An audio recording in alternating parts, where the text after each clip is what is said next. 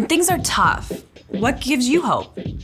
Maybe it's spotting brand new baby leaves growing on the bare trees, or a card in the mail from your grandma. Maybe snuggling your puppy gives you hope, or a high five from a friend. Sometimes an awesome new song can help you find hope. When you keep your eyes open, you can see how hope shows up in so many different ways. But they all share something. See, these moments of hope remind us of the way the world is supposed to be. When people turned away from God, the world was broken. But God didn't leave us alone. God sent Jesus to live with us, to give up his life for us, and to return to life. Because of Jesus, death and brokenness did not get the final say. When we follow Jesus, we are restored to relationship with God. Because Jesus is alive, hope is alive. We can know that in the end, God will make everything right. As we live out the hope that something good can come from something bad, others can see God at work. And that's why hope is an amazing way to worship God with your life. Because worship is about more than just singing loud. It's all about living loud.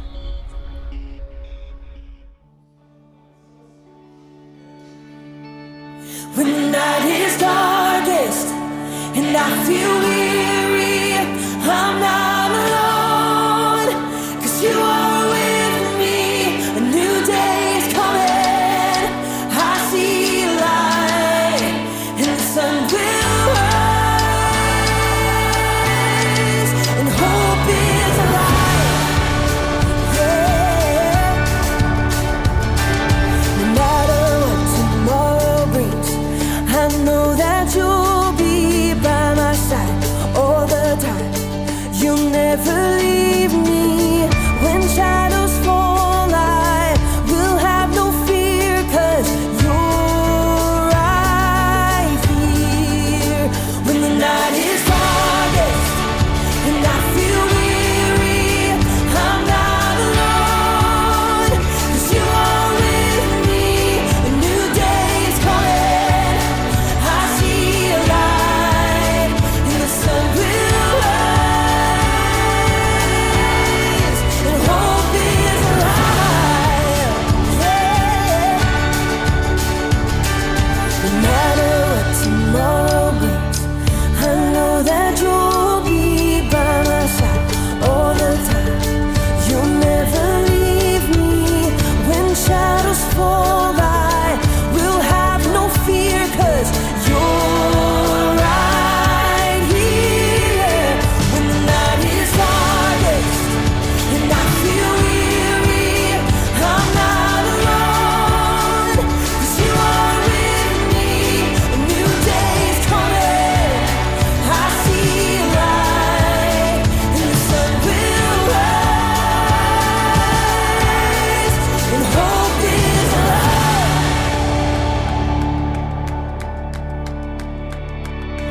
You are a light that makes a way when I am lost. You love with everything you have, no matter the cost. You are my hope, and I will trust you with all my life. You are a light that makes a way when I am lost. You love with everything you have, no matter the cost. You are my hope, and I will trust you with all my life, yeah. When the night is darkest and I feel weary, I'm not alone.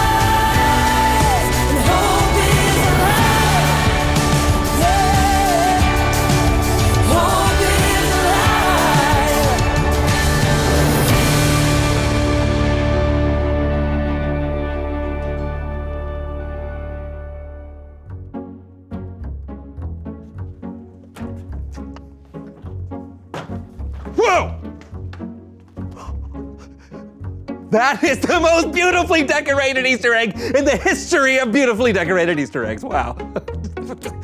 Oh, okay. Oh, that's heavy. Hey!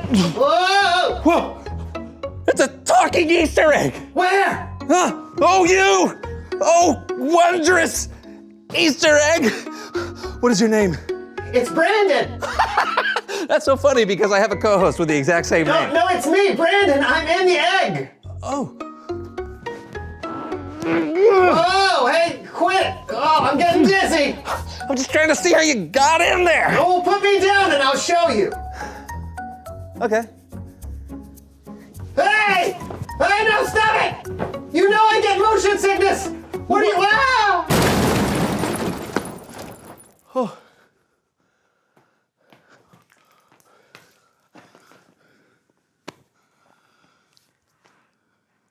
Happy Easter!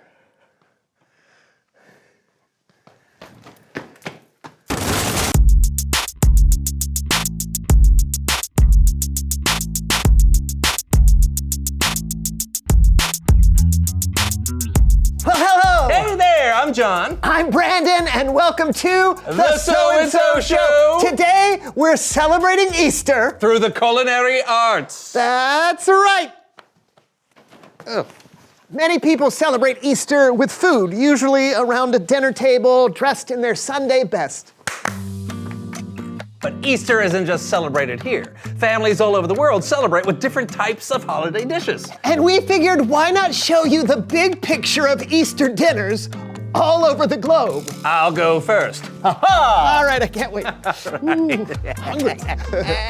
All right, here we go. Ready? Yeah. And a viola. It's voila. No, it's hot cross buns. These are made in the UK, Australia, New Zealand, and the Caribbean.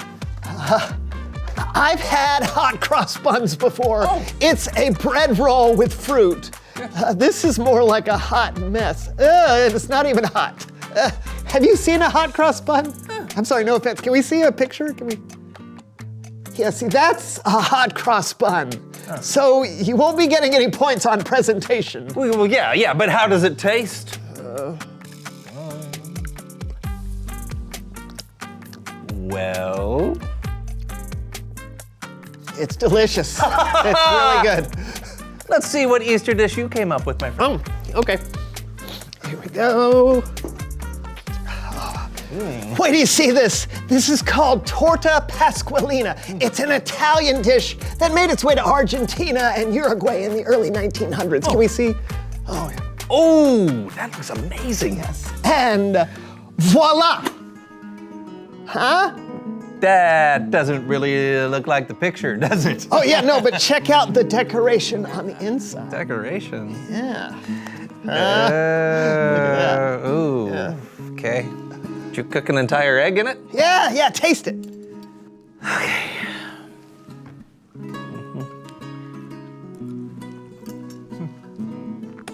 Okay.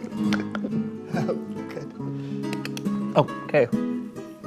Well, it tastes like an egg sliding down a mudslide mixed with wet ricotta cheese. So delicious. Let's move on. Okay. Ooh, here we go. All right, what is that? It's capirotada Okay. from Mexico. Now it's bread pudding, cloves, cinnamon, and cheese. Glorious cheese. Okay. Oh, it looks like a party in a bowl. I know. Oh. Wow! And that looks like ravioli from a can covered with dessert sprinkles. Recipes are hard. Open yours. How about some pashka? It's a thick pudding in the shape of a pyramid to represent Jesus' tomb. It's like a crustless cheesecake. Look. Ooh, yuck!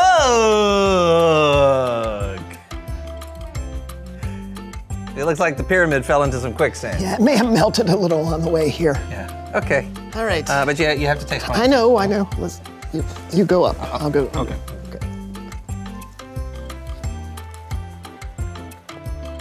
That's actually pretty good. Yeah, yours too. Yeah, it's so cool that people celebrate Easter in so many different ways. Yeah, and even if the recipe doesn't turn out the way you expect, you can still celebrate. Yeah. You want to eat the rest? Maybe later. First, it's Bible story time with Kellen.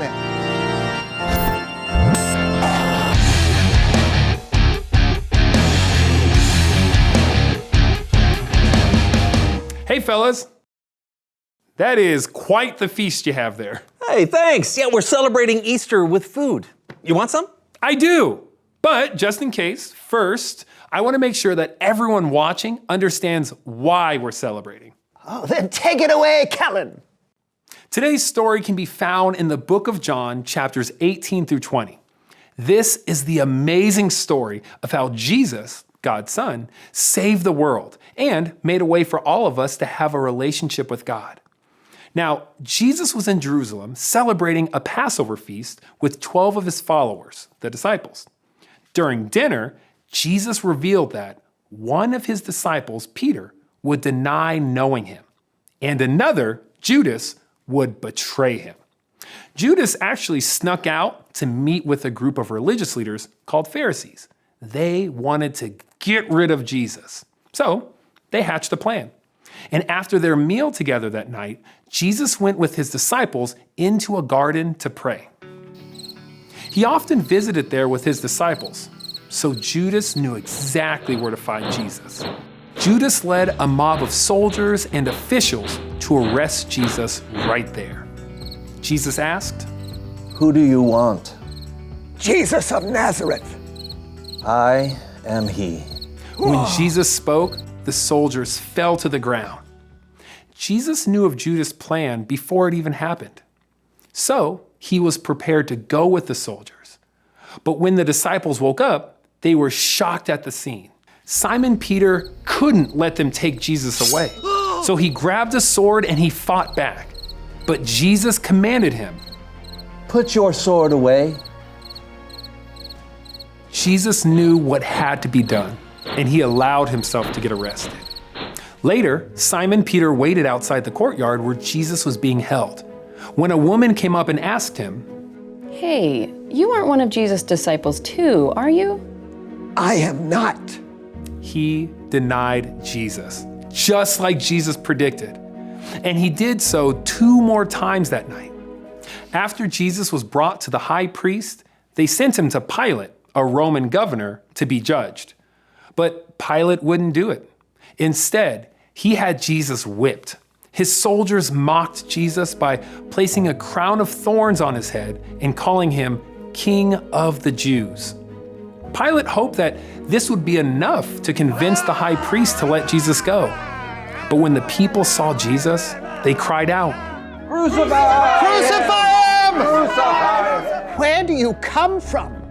Don't you understand? I have the power to set you free or nail you to a cross. You were given power from heaven. If you weren't, you could have no power over me. So the one who handed me over to you is guilty of the greater sin. In the end, Pilate handed Jesus over to be nailed to a cross, crucified. They made him carry his own cross up to the top of a hill. Jesus was nailed to the cross, and he hung there between 2 criminals until he died. Jesus was buried in a tomb, and on the 3rd day, after his death, his friend Mary Magdalene came for a visit. To her surprise, the tomb was open and Jesus' body was nowhere to be found. She ran and told some of the disciples what she saw. Then they went back to the tomb and saw some linens and the headcloth that Jesus had been wrapped in. They didn't know where he was, so they went back home. But Mary stayed behind and wept. While Mary was mourning, she saw 2 angels dressed in white. Why are you crying? They have taken my Lord away. I don't know where they have put him. Who are you looking for? Mary saw a man in the garden. She thought it was the gardener. Sir, did you carry him away? Tell me where you put him, then I will go get him. Mary. Then, Mary recognized him for who he was. It was Jesus. He was alive. Teacher! I am ascending to my Father and your Father, to my God and your God. Mary went to the disciples to tell them the good news that Jesus was alive. Later, Peter wrote the good news like this: Give praise to the God and Father of our Lord Jesus Christ. In his great mercy, he has given us a new birth and a living hope. This hope is living because Jesus Christ rose from the dead. This is why we celebrate Easter, because Jesus is alive. He died on a cross as a sacrifice for the sins of the world, and he rose from the dead to show us he is more powerful than death. Because of Jesus, we can have a relationship with God that lasts forever. And that is something that we can celebrate not just today, but every day. Wow. It's an amazing story. It's one of my favorites. Yeah, mine too. It fills me with hope every time I hear it. Doesn't it? Knowing that God can do anything is really, really good news. It means we can trust God no matter what we're going through. Hey, thanks for the story, Kellen. It was so great. You bet, fellas. Now, how about some of that Easter food? Toss me that hot crust bun. Sure. All right. Oh, whoa. Delicious. Happy Easter, everyone. Reveal the question. Why does Easter give us hope? Easter gives us hope because Jesus is alive. He conquered death. He is risen. He is risen indeed. Yes, but the reason Jesus died in the first place was to save us from our sins. So Easter gives me hope because I know I'm forgiven. Yeah, it helps to keep hope alive. Hey, why does Easter give us hope? Talk about it with someone. And we'll see you next time on The So-and-so Show. Happy Easter! Later, Simon Peter waited outside the courtyard where Jesus was being held. A woman asked him, Hey, you aren't one of Jesus' disciples too, are you?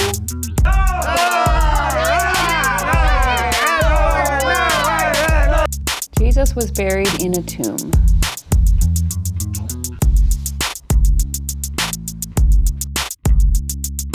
Why are you crying? They have taken my Lord away. I don't know where they have put him. Teacher!